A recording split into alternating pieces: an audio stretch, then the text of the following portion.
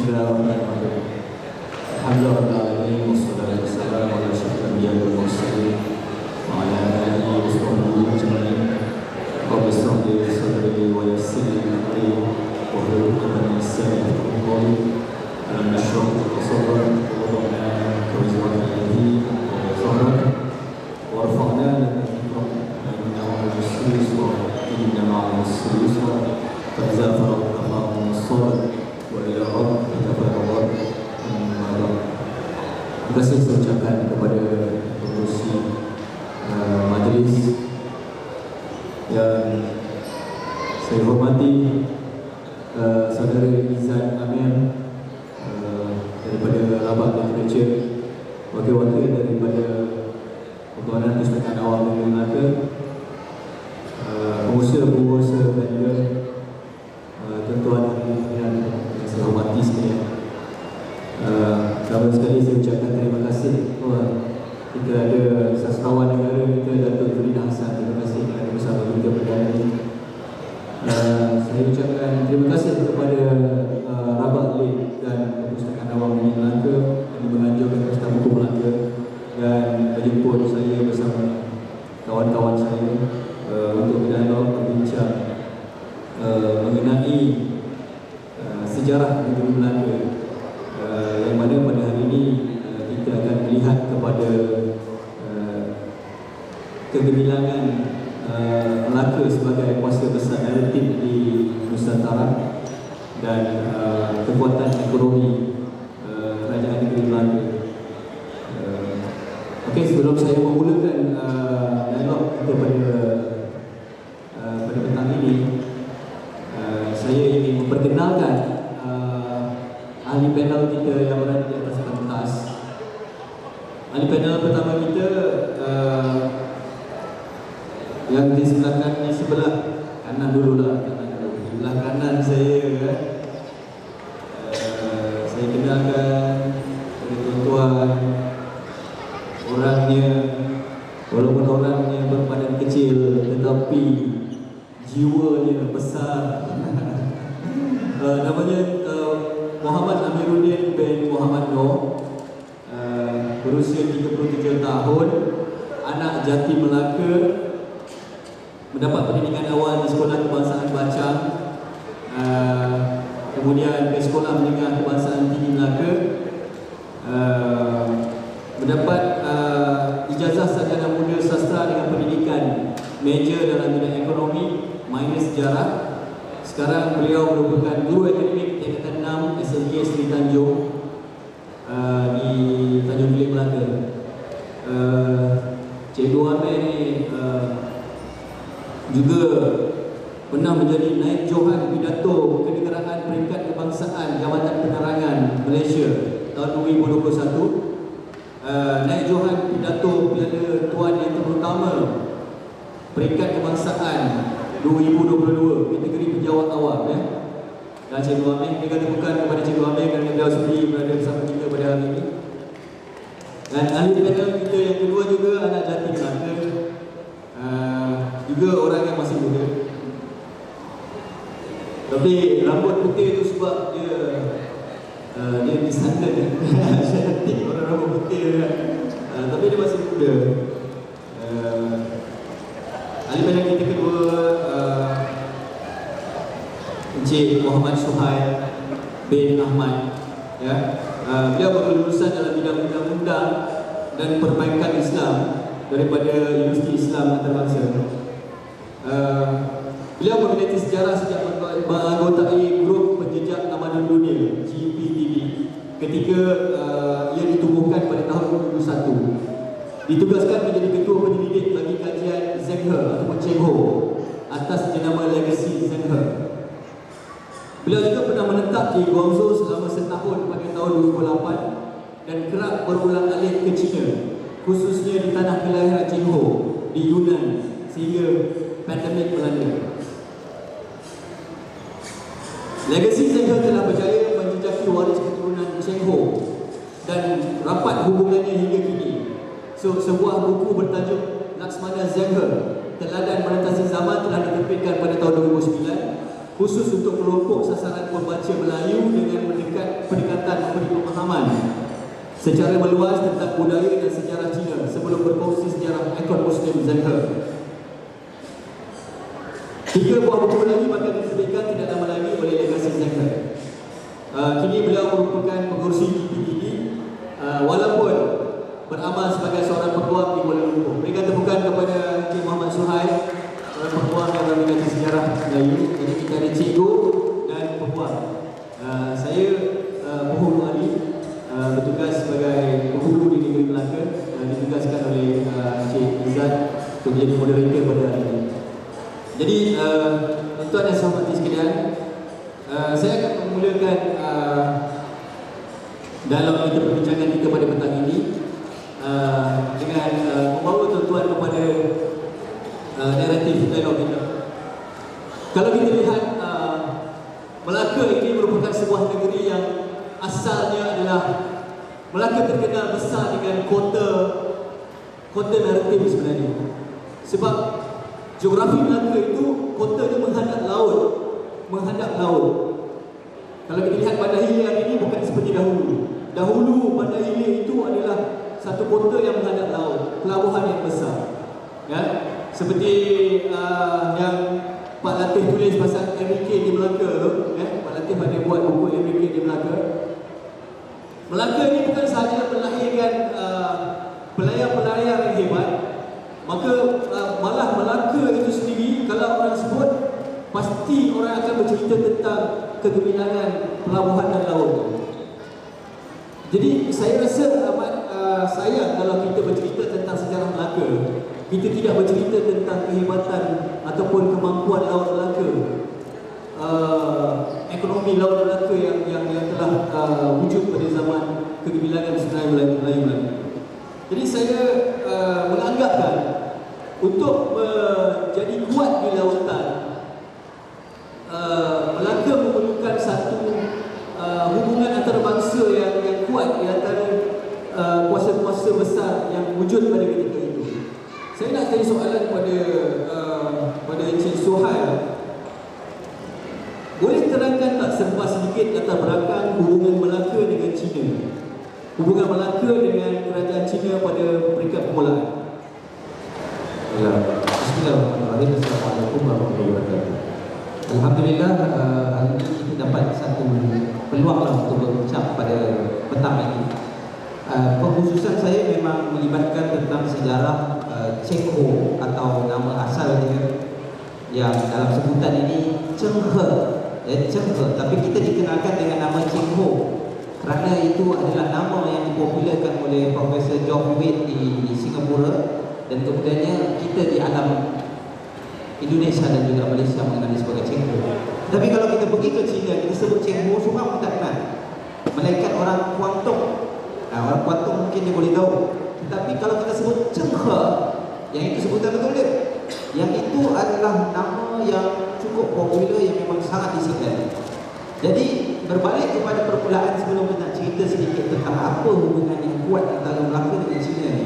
Tuan-tuan dan puan, hubungan alam Melayu dengan China sebenarnya sudah lama terjalin. Jadi kita tak masuk Melaka lagi, sudah lama terjalin. Seawal dinasti Han sebelum Masihi sudah ada. Tetapi kemudiannya apabila masuk kepada era kurun yang ke-5, ke-7, waktu itu masih kuat lagi. Masuk era yang selepas kurun yang ke-7, dia agak longgar. Masuk era yang ke-15, kurun ke-15 ke-17, baru dia naik balik. Tentu bahawa dia naik turun ni itu cerita politik, tapi cerita perdagangan, kuasa maritim, perdagangan maritim itu sentiasa berlalu. Sentiasa berlaku dengan baik walaupun tengah perang. Maknanya perdagangan tetap berlaku, kan? Cuma bila kita nak cerita tentang Melaka secara spesifik, ya, kita orang Melaka ni, saya anak yatim Melaka, saya depan saya semua orang Melaka. Kita kena tahu fakta ni. Kenapa? Ketika mana Melaka dikunjungi oleh Yin Qing, Laksmana Yin Qing yang dihantar oleh dinasti Ming, ya, ketika itu mana datang nama Melaka yang dibuat? Kenapa tak terfikir? Kenapa Yin Qing nak datang ke Melaka? Rupa-rupanya kerana ada saudagar Arab yang sudah sampai ke China. Saudara Arab datang ke sini seawal kurun ke-7 dan mereka menetap di sana di satu bandar namanya Kuat Chou, yang namanya juga dikenali sebagai Zaitun, ya, sebab orang Arab ramai sangat. Jadi orang Arab cerita ada satu bandar ni namanya Melaka. Penyebab kepada Yincing kemudian dihantar, duta tu dihantar ke Melaka nak tengok ini negara apa ni, kerana selama ini mereka kenal kuasa Sriwijaya, kuasa di sebelah selatan Majapahit, ya. Tetapi Sriwijaya sudah jatuh, Majapahit naik. Ketika mana Majapahit naik, ketika itu ada vacuum sedikit, sebab Siam pun nak juga berkuasa di sebelah utara. Siam dan Majapahit sama-sama sedang mencari pengaruh di sebelah alam semenanjung Melayu ini. Ketika itulah bijak para Miswara, dia telah membuka Melaka, dan ketika itu Yincing datang, maka Yincing pun bertanya, terkejutlah para Miswara bila Yincing datang, dan dia menyuarakan hasrat hatinya supaya Melaka ini didaulatkan oleh kerajaan dinasti Ming. Maka duta kita pun ikut sekali balik, dan bila pergi ke sana mendapat pengiktirafan sehingga mana datang Yincing sekali lagi. Tadi mula datang 1403, 1405 Yincing datang dengan Cheng Ho. Bila datang dengan Cheng Ho, ketika itu diberikan nama secara pengiktirafan dengan hadiah yang nanti saya akan ceritakan. Ada dua hadiah penting. Hadiah itu tak diangkat oleh kita di Melaka, karena mungkin kita tak tahu, jadi kita menangkanlah cerita ini. Dan penyebab kepada selepas daripada itu, Majapahit dah tak ganggu dah. Majapahit dah tak ganggu. Kemudian Siam cuba mengganggu, kena warning daripada Cina, dan dihantarnya Cheng Ho, dihantarnya duta. Jadi cerita itu panjang sehingga mana setelah sekitar tahun 1411 para Miswara pergi bersama dengan delegasi Melaka seramai 540 orang. Bayangkan tuan-tuan puan, saya rasa sekarang ni kita tak ada delegasi seramai itu sekali pergi. Jadi pergi 540 orang, duduk di sana 2 bulan, mendapat pengiktirafan dilayan dengan layanan yang cukup besar, sedangkan dia hanya negara kecil yang sedang membesar, perusahaan kecil di alam Melayu. Dan kalau dapat saya bacakan, saya ingin masih tak sempat kalau nak bacakan. Hadiah yang diberikan, berlian, permata, itu banyak. Ditulis di dalam, saya cerita ni, sumber Cina. Sumber Cina ni insya-Allah kita tak ada ragu-ragu, kerana ia adalah sumber rekod sejarah tertulis yang ditulis oleh guru rekod istana. Jadi Ming Shi Lu, itu yang paling penting, atau Ming Shi, ada dua. Jadi kedua-dua ini antara sumber yang kuat menceritakan hubungan yang cukup rapat. Setiap 2 tahun atau setahun pergi lagi duta gitu. Jadi dalam catatan yang ada sekitar 19, ada pandangan kata 20, ada pandangan kata 21 kali Melaka pergi ke China, dan mereka setiap kali pergi bawa balik hadiah dan pembuatnya. Jadi hubungannya cukup rapat sehingga 1433, setelah mana kerajaan yang terakhir kalau tak silap saya adalah Sri Maharaja. Jadi ada 3 Sultan Melaka yang memang Sultan itu sendiri pergi menghadap.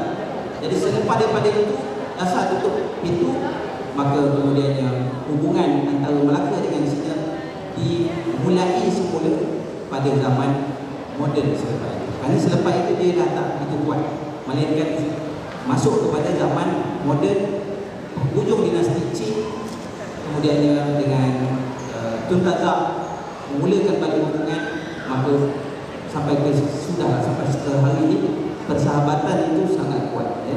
Yang itu yang kita ceritakan sebagai permulaan, ya. Terima kasih saya ucapkan kepada Cik Suhad. Saya suka tadi bila Cik Suhad kata Melaka didaulatkan oleh kerajaan Cina. Pada saya itu satu kenyataan yang besar. Melaka didaulatkan oleh kerajaan Cina. Maksudnya sebelum kita menjalankan hubungan dengan China, Melaka ini tiada apa-apa. Sesiapa saja boleh datang dan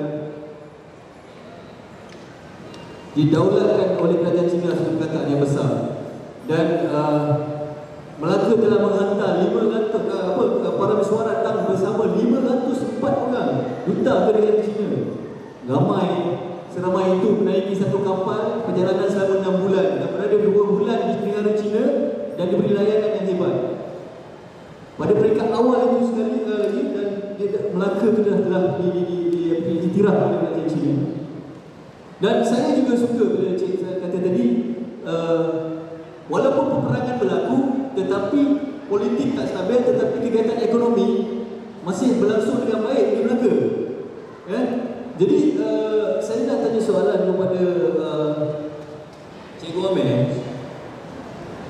Okey, mungkin orang kita mungkin tak perasan dengan keadaan ekonomi yang berlaku pada zaman sebelum Melaka ataupun kita kurang pendedahan.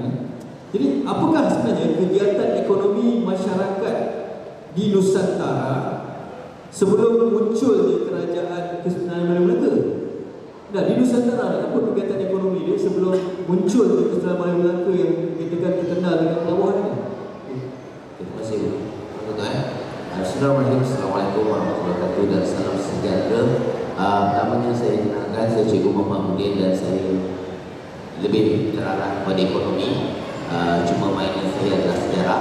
Jadi apa yang saya cakap ini adalah dalam konteks ekonomi dan dalam konteks sejarah yang ilmu yang saya ada sebenarnya.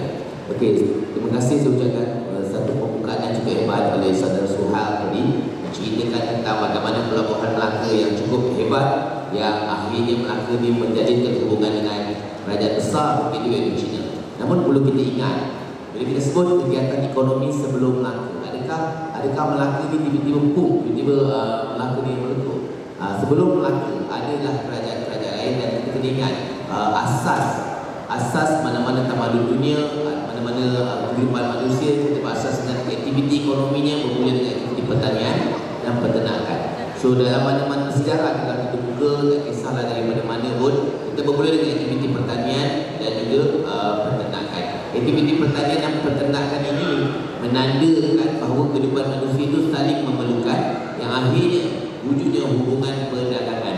Dan ketika itu sebelum adanya Melaka telah ada kegiatan perdagangan dan wujudnya pusat-pusat perdagangan sebelum Melaka seperti di Pengkalan Bujang, Jenderal Hilir Selangor dan Kuala Selisih Perak.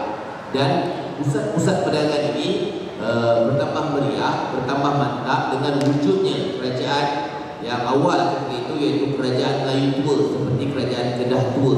Namun suka saya ingatkan sebagai kita dalam konteks Melaka, apa yang berlaku dalam kerajaan Kedah Tua mungkin hebat tapi tak sehebat Melaka. Kenapa? Sebab awal tadi pun yang diterangkan oleh Saudara Suhai, apa yang ada pada Melaka yang menyebabkan Melaka itu jauh lebih istimewa. Tapi pentas ini bukanlah pentas yang membandingkan antara Melaka dan Kedah Tua, tidak. Sebab sejarah itu dia melalui satu kronologi, satu cerita. Cuma hebatnya Melaka ketika itu adalah kerana pemerintahan pemerintah Melaka yang bijak menggunakan kuasa yang ada untuk menjadikan Melaka sebagai pusat perdagangan yang unggul seperti yang disampaikan oleh Saudara Suhal sebentar. Itu je lah untuk pembukaan saya baik petang. Jadi pada asasnya kerajaan-kerajaan yang berada di Nusantara ini sebelum Melaka itu muncul, dia sudah ada dengan perdagangan itu telah berlaku, kegiatan ekonomi itu telah berlaku, tapi kebijaksanaan para mesyuarat itu yang menyebabkan Melaka itu lebih unggul, lebih dikenali dengan kuasa besar naratif dia dan kedudukan strategik geografi Melaka ini. Ya, sebab itulah Melaka Semenanjung ini digelar oleh penulis-penulis India sebagai sumber bumi emas seperti yang kita sebut dalam sejarah awal, bahawa bumi emas ini adalah gelaran untuk kawasan ini. Jadi Melaka membawa semangat, kalau boleh kita kami Melaka sebenarnya mengembangkan lagi kerajaan yang telah ada sebelum itu terlebih dahulu. Dan kenapa dia berkembang? Seperti yang tadi Saudara Suhai sebut dan yang kita akan bincangkan lepas ini, bagaimana pemerintah Melaka itu menyusun atur yang menyebabkan ekonomi Melaka menguasai ekonomi di rantau ini, dan boleh dikatakan kekayaan Melaka itu menyebabkan Melaka menjadi tarikan dunia pada ketika itu.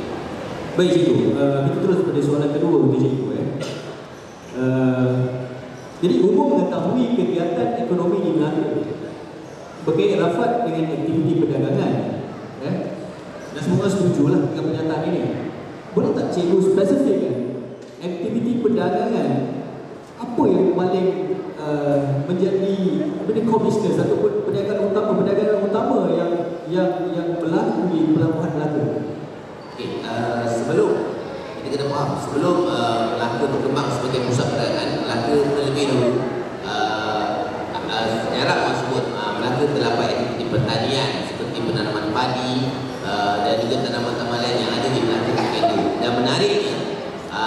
tiga perkara yang saya nak kongsikan kat sini.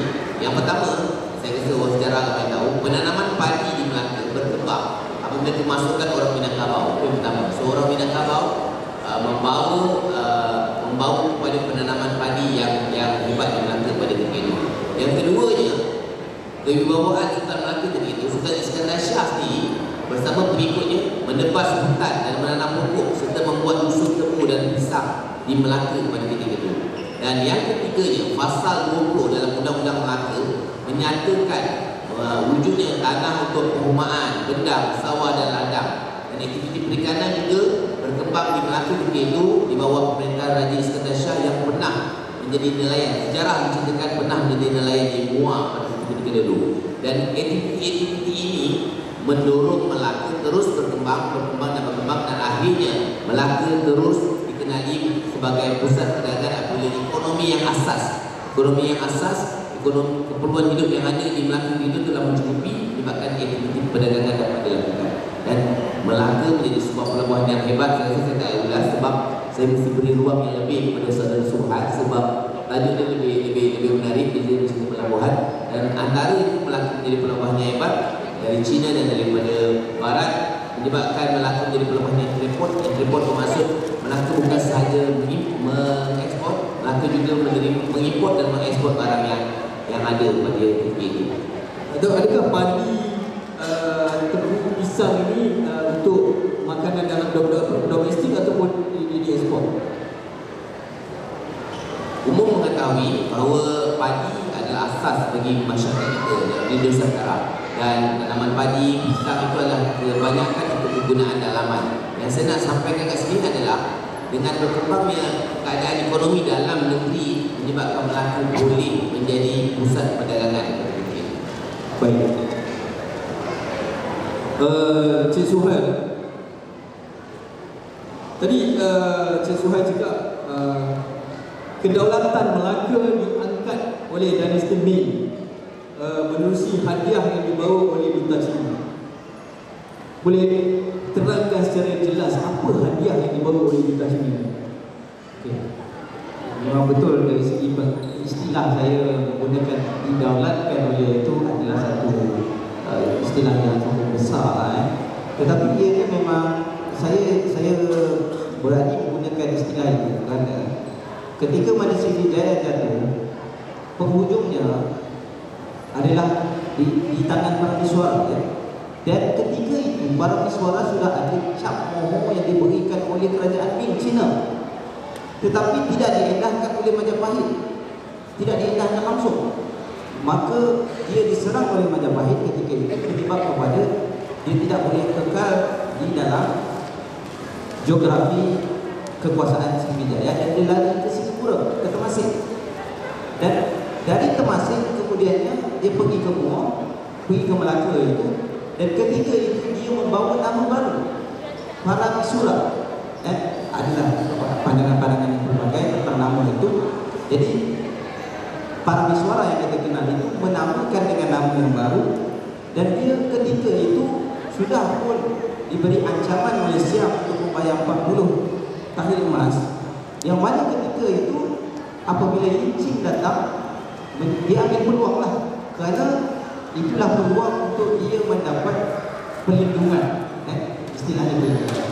Dan daripada mana yang saya boleh berani mengatakan kedaulatan itu, apabila dia diberikan harta dalam kunjungan Yincing dan Cheng Ho, banyak hadiah-hadiah ada senarai di dalam ini, dan yang besarnya adalah cap moho diraja.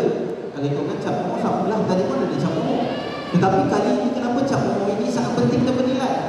Sebelum ini ada cap moho tetapi tak diendahkan siapa pun, tetapi cap moho yang kali ini dapat sangat menakutkan kerajaan Majapahit, sehingga mana Majapahit sudah tidak menyerah, dan ketika itu dalam era Majapahit sudah melemah, tetapi sedang bangkit.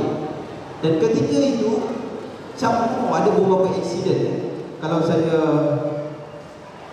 nanti saya semak balik, ada beberapa insiden. Tarikh ini saya tak ingat, nanti saya semak balik, di mana Siam cuba untuk merampas cap moho ini, besar cap moho ini. Dan apa yang dilakukan oleh dinasti Ming, dia hantar Cheng Ho warning kepada Siap Ayutthaya kerana mengambil Cap Melaka. Dan kalau tak silap saya, selepas Marawi Suara meninggal, kemudian Sri Iskandar Shah nak pergi ke China untuk memberitahu bahawa Marawi Suara dah mati. Ketika itu perjalanan masa merancang nak pergi ke China, itulah Ayutthaya Siap telah merancang untuk merampas. Dia ada 3 insiden. Dia bukan satu insiden, maknanya dia ada beberapa insiden di mana cubaan untuk Chop Mo ni diambil. Tapi yang Cikgu dia hantar memang betul ketika itu. Yang mana hadiah ini, yang satu lagi yang datang bersama Cikgu tadi, Cap Mo dan juga Tugu Bukit Pelindung Negara. Jadi Tugu Bukit Pelindung Negara ni, tuan-tuan, bahan sumber kita ni sangat jelas, di mana dalam fiction menceritakan dan saya dan kami menukilkan sepenuhnya teks yang ada pada batu putih. Batu putih itu diukir dan kemudian dihantar ke kerajaan di Melaka dan diletakkan di Bukit Barat namanya. Jadi Bukit Barat itu yang sampai ke hari ini, dan kedua-dua bahan yang boleh kita katakan punca kedaulatan ini, Cap Mo dan juga batu bersurat ini ataupun kita panggil Tugu batu pelindung ini tidak dapat kita temukan sampai ke hari ini. Jadi bagaimana rupa bentuk Chop Mo? Rupa bentuk Chop Mo itu dia 4 segi. Kalau tuan-tuan pergi ke Museum Melaka ada di dalam galeri Cheng Ho. Kalau kita pergi ke Museum Kebudayaan Cheng Ho yang swasta pun ada juga. Tetapi di situ hanya replika yang dibuat tanpa bagi saya boleh diperbaiki lah dari segi penulisan itu. Kerana penulisan itu dia ada sistem yang tersendiri yang dipanggil sebagai aksara merah, Chenword, ataupun yang satu lagi dipanggil lipatan 9, ya, dia kata Chu-Ye-Word, ya. Jadi kaedah itu digunakan dan kita boleh lihat contoh Chop Mo itu di Korea dan Jepun, dan itu boleh dijadikan replika balik sebenarnya hari ini. Mana Chop Mo yang berada di Korea dan Jepun itu serupa dari segi konsep penulisan itu. Jadi penulisan itu sendiri bagi saya banyak boleh diperbaiki lah yang ada di sini dari segi Cap Mo itu. Dan Cap Mo itu kalau diikutkan tidaklah diangkat sangat dari segi penceritaan dalam sejarah, sedangkan Cap Mo ini sangat penting bagi saya kerana ia memberikan kegerunan kepada Siam yang cubaan dia 3 kali untuk menyerang Melaka itu kena warning dengan dinasti Ming. Jadi yang itu membesar. China masa itu adalah abang besar benua Asia. Dan apa isi kandungan batu Bukit Pelindung yang dihadiahkan? Okey. Isi kandungan batu Bukit Pelindung ni dia panjang lah. Cuma saya boleh petik sebahagian daripadanya, di mana dia mengatakan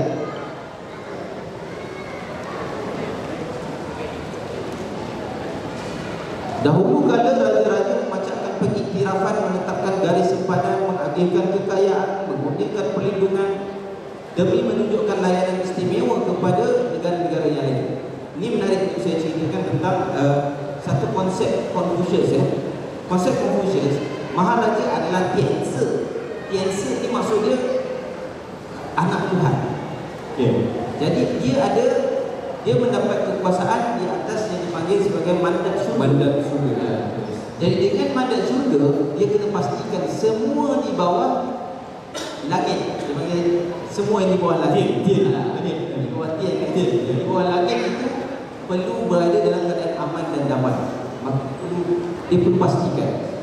Dan atas semangat itulah dia mengurniakan perkara seperti ini, batu-batu ini. Dan dia sebut untuk pengiktirafan Bukit Barat di Melaka ada 10, ini salah satu daripada sumber.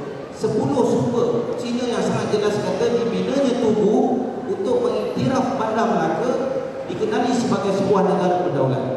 Kemudian dikatakan sambil diiringi sebuah sajak yang dipahat pada batu putih, dan sajak itu menceritakan tentang bagaimana akhiran sajak mengatakan kami memerhatikan negara kamu akan terus makmur selamanya, moga kamu bahagia. Wow, ini best. Jadi China mendaulatkan Melaka dengan sajak. Salah satunya sebagai penutup. Sebelum itu dia menyatakan panjang ni. Cuma yang akhirnya dia menyebut kami ingin memerhatikan negara ini, kuasa yang baru ini akan terus makmur selamanya. Jadi maksud selamanya sampai hari ini, sampai akan datang. Moga aman bahagia bergenerasi yang datang. Jadi begitu. Maknanya dan batu ini, batu yang diletakkan ini, peliknya bagaimana para pesuara sebenarnya penari kedudukan dia yang unik.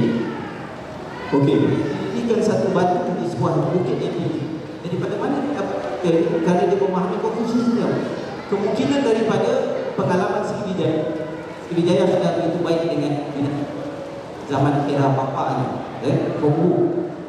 Jadi kemungkinan di situ ada. Jadi apabila batu ini diberikan, Melaka yang pertama, kemudian barulah negara lain seperti Jepun, Korea dan juga Kochi. Jadi ada 4 sahaja negara yang mendapat tugu ini. Agak-agaknya, dekat mana kalau tugu itu masih ada, dekat dia pastilah tugu itu diletakkan di kawasan yang tertinggi di negeri Melaka ini supaya dia kapal-kapal yang datang masuk ke Melaka ni boleh lihat tugu dia negara China. Agak mana kalau kerajaan Melaka akan meletakkan tugu itu? Kalau ditanya pada saya, kalau kata kita nak buat balik replika, letaklah mana-mana nak buat. Tapi kalau dari segi sumbernya menyatakan Bukit Barat. Jadi perbincangan tentang Bukit Barat tak banyak dibincangkan oleh ahli akademik. Cuma dalam pembentangan kami di Akhir Negara baru-baru ini, tahun lepas, kami mengatakan bahawa ada pandangan-pandangan yang tidaklah begitu sahih untuk mengesahkan. Satu yang mengatakan Bukit Melaka. Bukit Melaka adalah bukit kerajaan Kesultanan Melaka sendiri, diletakkan di situ. Kedua mengatakan Bukit Cina. Ketiga mengatakan di Gunung Ledang, kerana memandangkan dia adalah puncak yang tertinggi. Tapi yang lebih bagi kami merasakan lebih nampak kata logiknya adalah di Tanjung Tuan, di mana di daerah Melaka yang berada di pesisir pantai. Dan apabila tugu itu dinaikkan, lebih memberikan satu perlindungan yang kuat, kerana tugu itu memang diketahui kalau tugu ni dia ada bentuk yang sendiri, di mana di bawahnya adalah pura-pura. Itu petanda mim. Dia panggil nama haiwan mistik itu sebagai PC. Jadi PC ini adalah salah satu daripada 9 haiwan mistik yang mereka bagi mereka sakti, dan diambil sebagai satu tugu-tugu yang diberikan peringatan, diberikan satu kuasa, memang dia akan dibuat begitu. Contoh yang betul-betul masih wujud adalah kubur Sultan Suku yang berada di Shandong di China, didirikan oleh dinasti Ming dengan binaan yang sama. Jadi kita ada bentuk-bentuknya Sultan Suku. Jadi Sultan Suku ada 2 orang yang mati di tanah China, dan kedua-duanya ditanam di sana. Malah ada keturunan Melayu sendiri Dan diberi pemakaman diraja. Jadi memang ada banyak lagi yang kata kalau kata nak mencari replika binaan tu ada. Kalau di Melaka ni tanya saya di mana ada replika tugu itu, kita tak jumpa, melainkan hanya di Museum Kebudayaan Cengho Swasta yang di Johor. Di Johor ada, tetapi itu hanya replika yang kecil. Yang teks memang kita boleh meyakini teks benar, kerana teks itu dikopi je daripada apa yang ada dalam Minshelu. Terima kasih Encik Suhail. Satu kemudahan, kemudahan yang saya rasa sangat memberikan banyak ilmu baru yang kita dapat. Okay, bila kita dapat Cok Moho dari Encik Mami, kita dapat Cok Moho, kita dapat batu pelindung, batu Bukit Pelindung tadi. Maksudnya secara rasminya kita telah dapat satu naungan kuasa besar, iaitu China.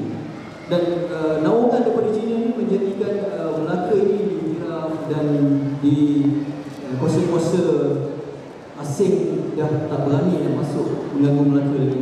Dan ini memberikan satu kestabilan. Saya harapkan dia memberikan satu kestabilan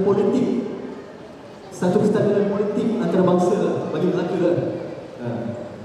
Jadi bagaimana kestabilan politik di Melaka ni kita dapat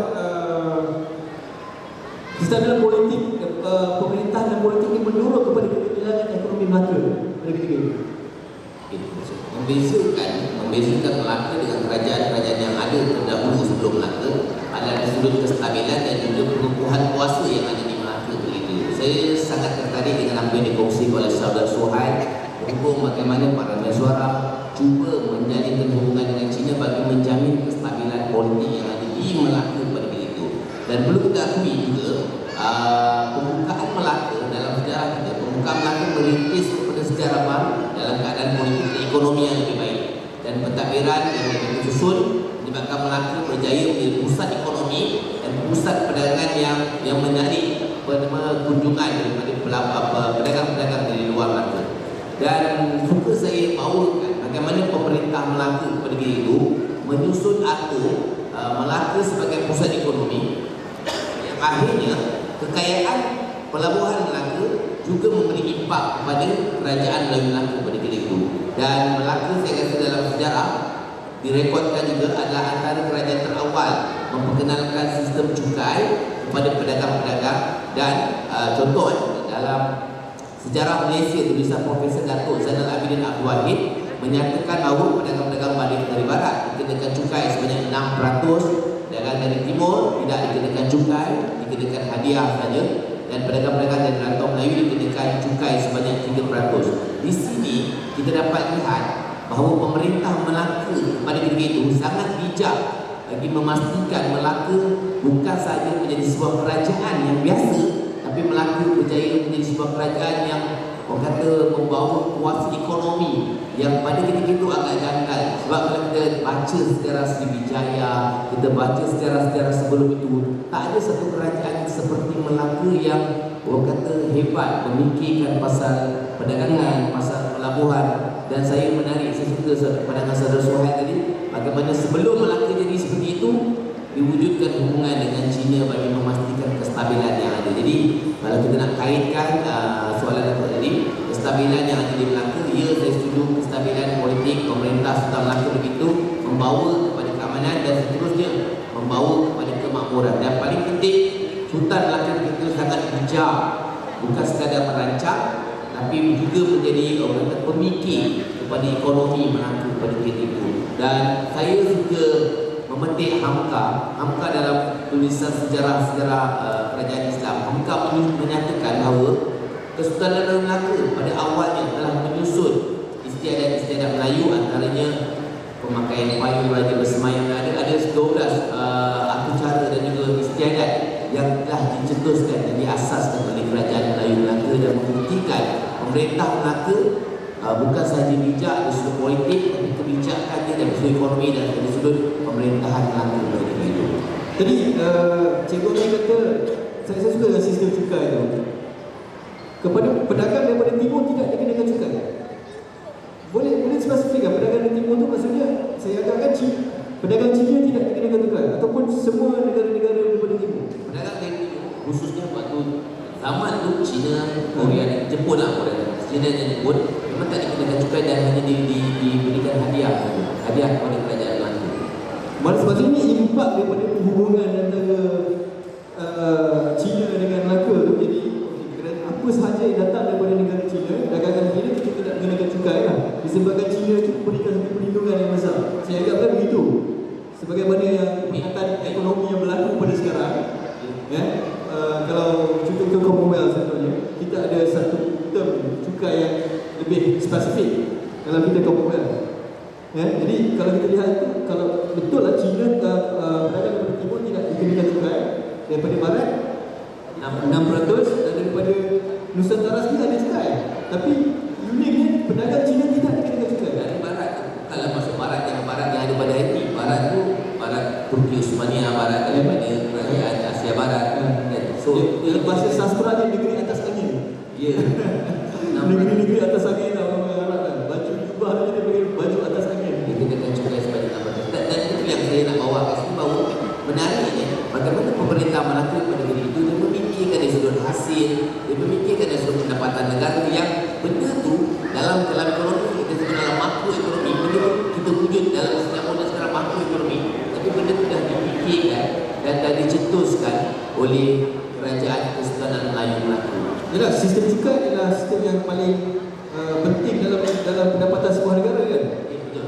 Cuma saya nak bawa pada petang ni lah. Adakah cukai pada ketika itu rakyat negeri Melaka dikenakan cukai?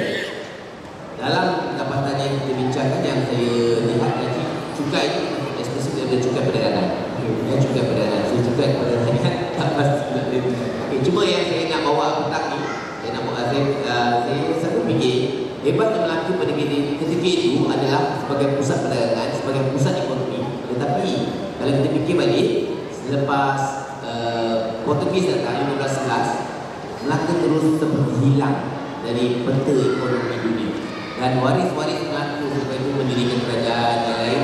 Walaupun kerajaan itu hebat juga, kerajaan Johor dan kerajaan itu walaupun hebat, tapi kehebatan itu tak sehebat seperti yang ada di Melaka. Sebab itu saya bincang dengan saudara Suhad, istimewanya Melaka yang dicetuskan oleh Kesultanan Melaka dulu, dia seperti seolah-olah dia ada banyak faktor-faktor, dan faktor-faktor pun digabungkan oleh pemerintah Melaka, dan dia hanya ada dekat Melaka saja bagi itu. Sebab kalau kita kan lepas hebatnya Melaka sampai Selat pun dipanggil Selat Melaka, nak menunjukkan perdagangan Melaka begitu hebat. Habis runtuh kerajaan Melaka, tapi tak boleh kena runtuh lah. Apabila dirobek oleh Portugis datang 1511, selepas itu tak ada satu kerajaan Melayu yang kata sehebat yang boleh menjadi pusat perdagangan seperti yang pernah dicetuskan oleh Kesultanan Melayu.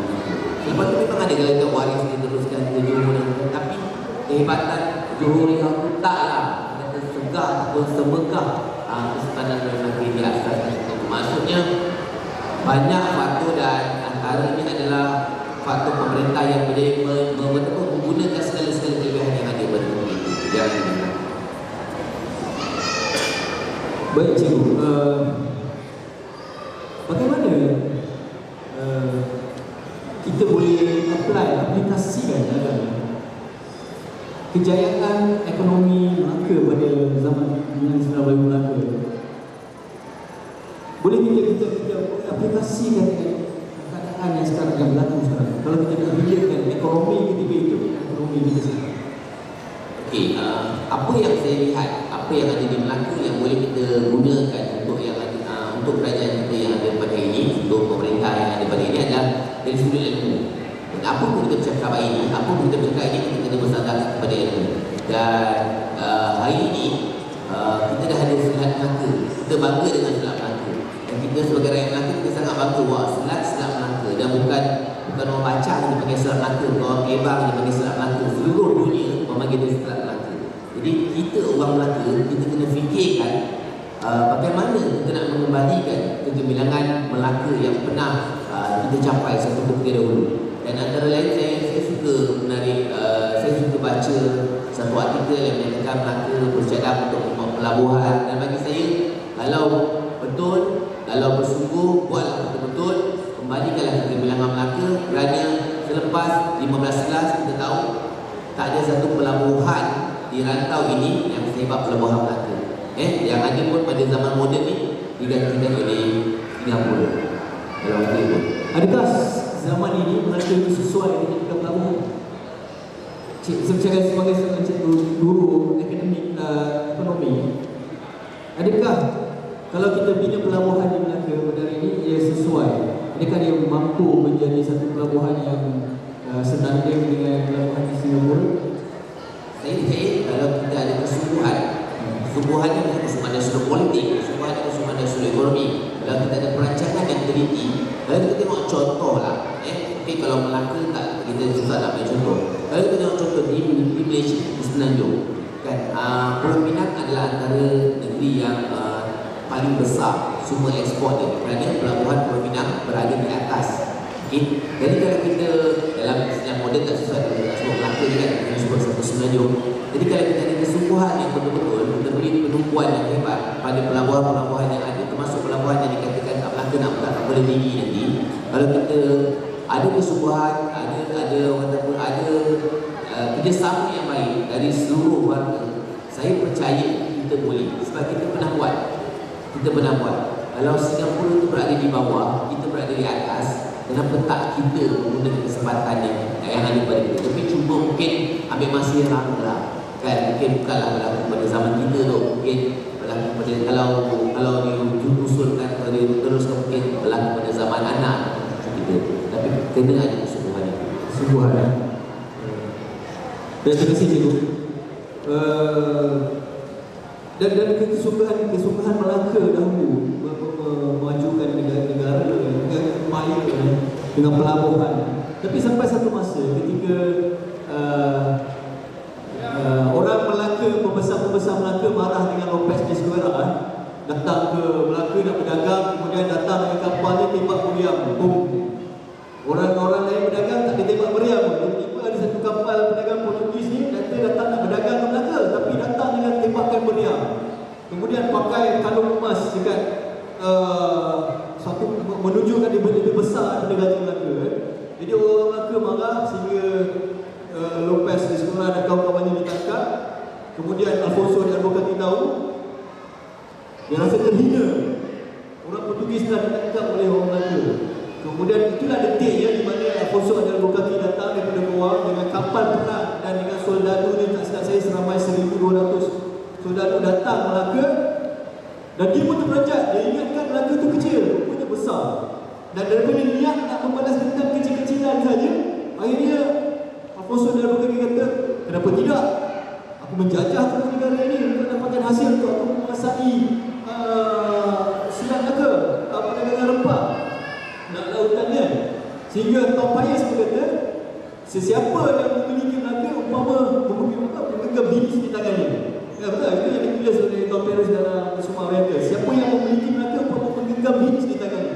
Jadi kalau kata betul Melaka telah dapat Johor, ada berlindung, semasa Melaka diserang oleh Portugis, mengapa China tidak menghantar bantuan membantu Melaka? Boleh betul? Ini soalan yang baik. Ini soalan baik.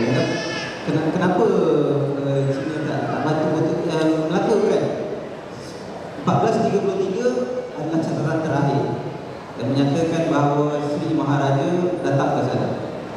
Selepas daripada era itu, Maharaja yang kelima Ming, dia buat dasar untuk pintu. Dia kata Cheng Ho pergi belayar habiskan duit, membazir wang negara. Kemudian dia kata pula, bagaimana seorang sida-sida yang patutnya orang bawahan boleh menghabiskan wang negara diangkat sebegitu tinggi, lebih tinggi daripada bangsawan. Jadi bangsawan itu pun datang satu perasaan marah sehingga mana rekod-rekod pelayaran juga banyak dibakar. Dan ketika itu dasar untuk pintu sudah mula dibuat oleh Maharaja yang kelima yang 1430-an tau, maknanya awal lagi. Ketika mana dijajah 1511, adakah China tak tahu? Ya, China dapat tahu agak lambat pada tahun 1521, 10 tahun baru dia dapat tahu. Dan ketika itu Maharaja yang ada namanya Jiaji. Maharaja itu Maharaja yang tak kisah sangat. Jadi dia banyak juga buat hal dia sendiri dan dia tak kisah sangat hal yang lain, apatah lagi untuk hal yang lebih besar. Jadi para bangsawan yang lain yang menolak dia supaya hantar bantuan serang Portugis, maka dia pun keluarkan satu perintah supaya negara-negara yang lain yang membayar ufti kepada dia, menghadiahkan ufti itu, tolong serang Portugis. Nak tahu apa cerita dia? Ini dicatatkan oleh Ming tu. Dia kata apa? Siap, yang mula-mula tak mau dengar kata, dan siap membantu Portugis untuk menyerang Melaka. Itu dicatatkan di dalam Ming tu. Arahan China untuk siap membantu Melaka, tetapi siap membantu Portugis dengan Melaka. Dia tetap Melaka kerana dia punya hati dia begitu lama dengan Melaka. Inilah masa untuk Melaka. Ini jadi dasar tutup pintu, perubahan dasar politik di China itu yang menyebabkan Melaka jatuh. Dan sebab itu antara faktor-faktornya kerana disebabkan keadaan di dinasti Ming ni juga, dia cerita dia panjang kan. Sebelum Ming naik adalah satu bangsa yang bukan bangsa Cina, namanya Mongol. Bangsa itu yang membina dinasti Yuan. Jadi bila Ming naik, adakah Mongol ni boleh duduk diam? Sepanjang ratusan tahun itu mereka tetap melawan. 1430-an penentangan dari sebelah utara menyebabkan Ming kata kita tak boleh dah, kita tutup dulu, settlekan peperangan ini. Jadi dia pun ada krisis dalaman. Jadi krisis dalaman itu juga menyebabkan perdagangan dia pada ketika itu sudah mula goyah. Dari segi ekonomi pun Jadi tak banyak beza lah. Perubahan politik yang berlaku pada kuasa-kuasa besar dunia pada ketika itu akan mempengaruhi perubahan politik yang berlaku di negara-negara kecil. Seperti mana yang berlaku sekarang? ya betul. Begitulah tamadun itu berfungsi. Begitulah, saya suka itu. Begitulah tamadun itu berfungsi. Dia bukan soal diri kita, bukan soal negara. Siapa lebih hebat, siapa rupanya, siapa yang lebih hebat itu mempengaruhi juga putaran tamadun itu. Ya. Jadi segalanya berkaitan. Maknanya daripada dulu sampai hari ini, punca kepada orang tidak meminati sejarah adalah kerana sejarah itu dilihat berasingan.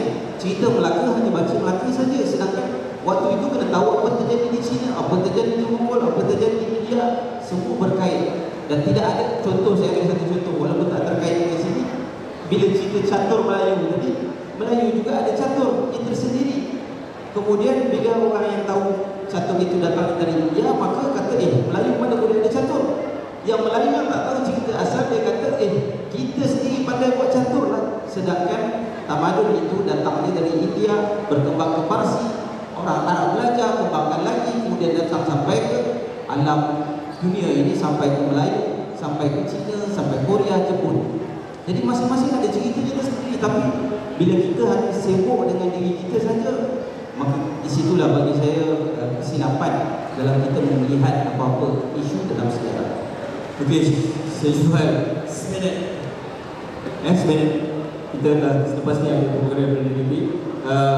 Dan soalan terakhir pun,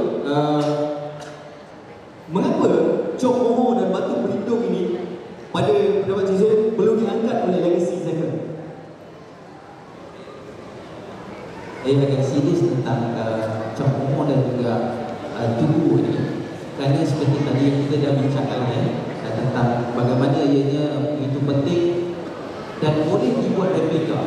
Replika ni salah satu dari segi semangat roh dia, roh sejarah ni. Bila kita melihat, terutama kalau kita bercerita tentang generasi muda, dia bukan membaca, bukanlah semua membaca. Ada yang minat membaca, alhamdulillah. Tapi yang bukan membaca ini, dia jadi minat. Sebagai contoh lah, dulu sekarang orang suka cerita pasal tamadun Turki, tentang kerajaan Saljuk, tentang kerajaan Osmania. Puncanya daripada filem, puncanya daripada penceritaan-ceritaan yang lebih menarik, bukan dari segi pembacaan. Jadi sama juga dari segi itu, artifak yang kita tak ada pun, tapi ada buktinya dari segi penulisan. Artifak tu kita tak jumpa. Kenapa tidak kita bina balik? Sebagai contoh, Cina yang begitu banyaklah dia punya tinggalan sejarah mereka. Artifaknya ada depan mata seperti mana Turki juga. Mereka masih lagi hari ini. Sebagai contoh, cikgu memberikan satu batu bersurat. Maksudnya kita kena berikan pandangan visual. Pandangan visual ada fizikal, tangible yang boleh nampak dan rasa. Yang mungkinlah bila orang banyak pelancong datang Melaka kan, dia kata saya nak tengok sejarah Melaka ni, tapi yang saya tengok sejarah penjajah. Jadi kita nak menjawab macam mana ni? Dia kata ada, ceritanya ada dalam ni, pergi ke museum ada cerita. Tapi dia kata kami tak nampak. Jadi yang banyak membaca, okey, tak ada masalah.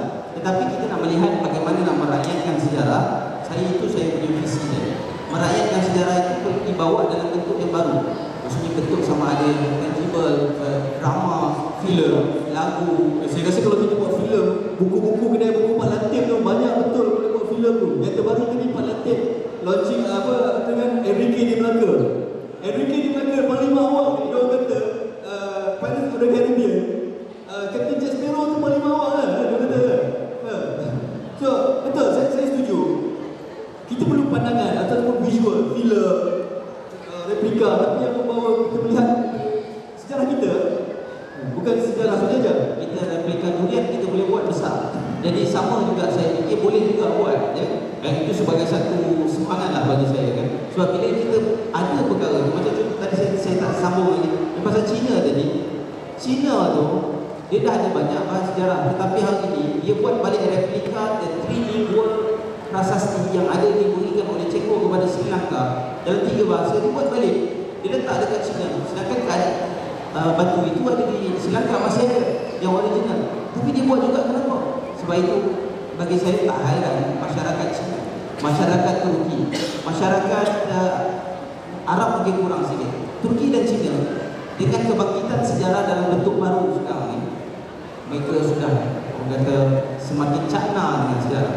Dan sejarah ini akan membawa balik kepada jati diri kita yang memburukkan Melayu ini ataupun jati diri anak bangsa ini adalah dalam era penghujung penjajahan British. Portugis dan Belanda begitu banyak sumber-sumber dia memuji orang lain, memuji kehebatan Melayu banyak. Tetapi bila masuk dalam British, orang Melayu kena jadi petani, kau kena jadi paling pandai dalam bidang pertanian. Saya setuju. Tom Payes dalam semua rental memang dia memuji kehebatan orang Melayu. Sama juga dengan Malaysia dulu dalam catatan Cina. Tapi orang tadi speak Inggeris memang Melayu balas, Melayu taklim. Dan Cikgu Ahmed, terima kasih. Terima kasih saya suka dengan nombor 1 Cikgu Ahmed.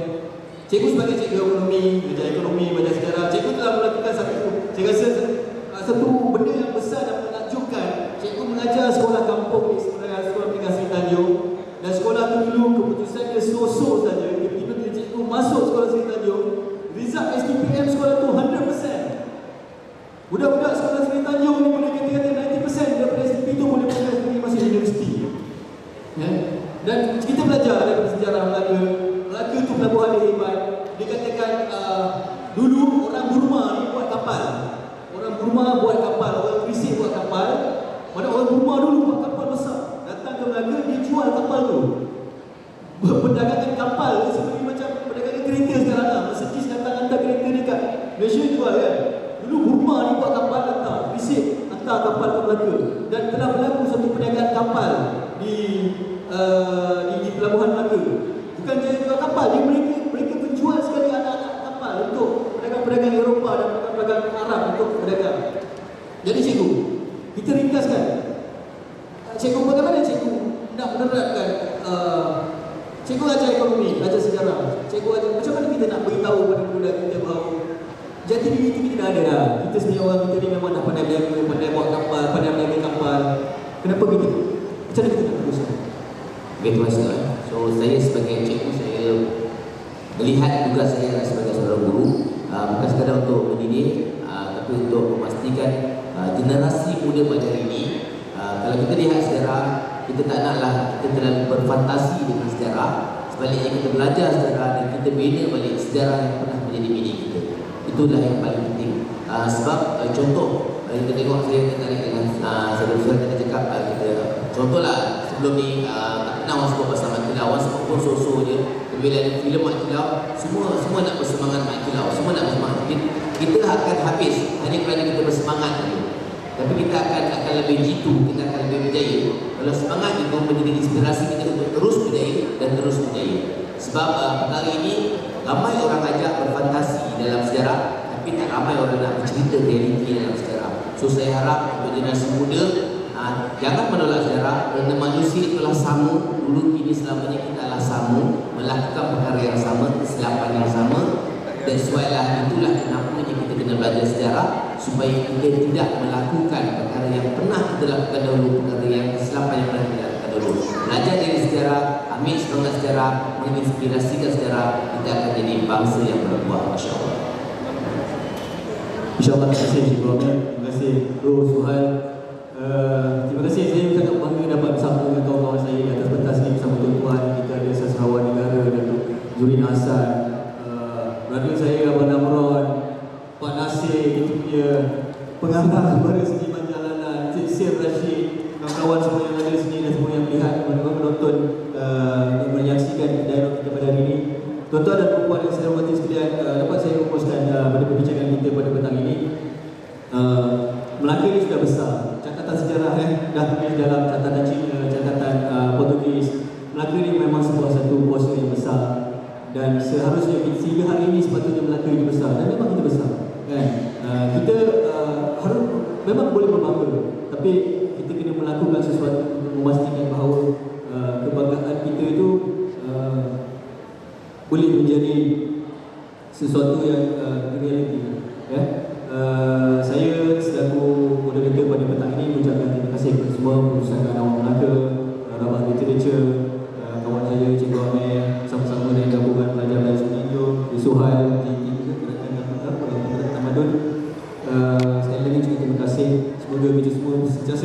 dalam rahmat bahagi Tuhan. InsyaAllah semoga kita sentiasa dalam